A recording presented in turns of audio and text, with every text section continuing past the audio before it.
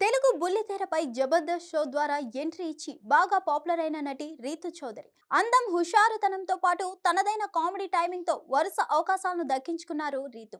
అతి తక్కువ కాలంలోనే ఈమె బాగా పాపులర్ అయింది. ఇక తాజాగా ఈ హాట్ బ్యూటీ రీతు ఓ భారీ స్కామ్ లో ఇరుక్కున్నట్లు సోషల్ మీడియాలో ఓ వార్త హల్చల్ చేస్తుంది. అసలు ఏమైంది, ఇంతకీ ఆమె చేసిన స్కామ్ ఏంటి? టాలీవుడ్ సినీ నటి రీతు చౌదరికి ఊహించని ఎదురుదెబ్బ తగిలింది. ఆంధ్రప్రదేశ్ రాష్ట్రంలో జరిగిన ఓ స్కామ్ లో రీతు చౌదరి చిక్కుకుంది. ఇప్పుడు ఆ స్కామ్ తెరపైకి రావడంతో హాట్ టాపిక్ గా మారింది. దీంతో సినీ నటి రీతు చౌదరి పేరు ఏపీ రాజకీయాల్లోనే కాదు, తెలంగాణ రాష్ట్రంలో మారుమోగుతుంది. ఏపీలో తాజాగా 700 కోట్ల ల్యాండ్ స్కామ్ బయటపడింది. ఇబ్రహీంపట్నం కేంద్రంగా 700 కోట్ల విలువ చేసే ఆస్తులను ఓ దొంగల ముఠా కొట్టేసినట్లు ఇప్పుడు వార్తలు వస్తున్నాయి.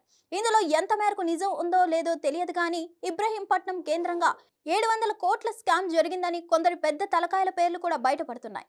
ఈ 700 కోట్ల స్కామ్ పై ఏపీ సీఎం చంద్రబాబు అలాగే ఏపీ మంత్రి నారా లోకేష్లకు ఫిర్యాదు అందింది. ఈ మేరకు ఆంధ్రప్రదేశ్ రాష్ట్ర సీఎం చంద్రబాబు అలాగే ఏపీ మంత్రి నారా లోకేష్లకు Ibrahimpatnam retired sub register Singh లేఖ రాసి ఫిర్యాదు చేశారు. దీంతో ఇబ్రహీంపట్నం కేంద్రంగా 700 కోట్ల విలువ చేసే ఆస్తుల కేసు తెరపైకి వచ్చింది. అయితే ఇక్కడ మరో ముఖ్య విషయం ఏంటంటే వైఎస్ జగన్ సోదరుడు వైఎస్ సునీల్, జగన్ పిఏ నాగేశ్వర్ రెడ్డి పేరు కూడా తెరపైకి వచ్చాయి.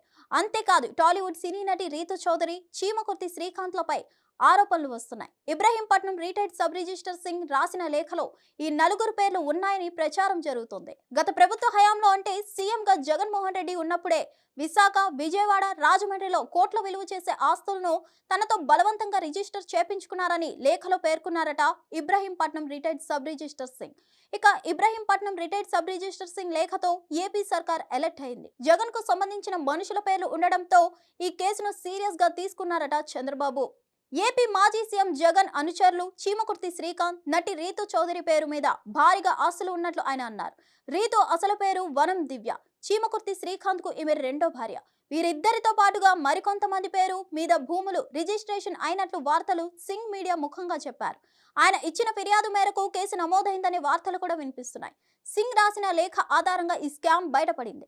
ఇప్పటి వరకు జబర్దస్త్ లో స్కిట్స్ చేసుకుంటూ వచ్చిన రీతు అలియాస్ వనం దివ్య ఈ స్కామ్ లో ఉండడం చర్చనీయాంశంగా మారింది. మరి దీనిపై అసలు నిజాలు ఏంటనేది రీతు చౌదరి స్పందిస్తేనే తెలుస్తుంది. ఆమె ఎలా రియాక్ట్ అవుతారో, పోలీసులు అరెస్ట్ చేస్తారా లేదా ఈమె నిజానిజాలను బయట పెడుతుందా అన్నది ఆసక్తిగా మారింది.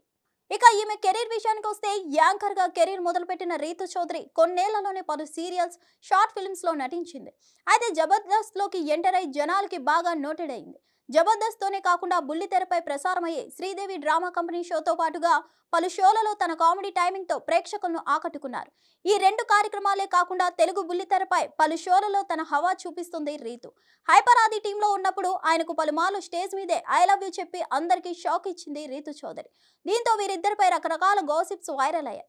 కానీ ఇదంతా షో కోసమేనని అంతా సర్ది చెప్పుకున్నారు.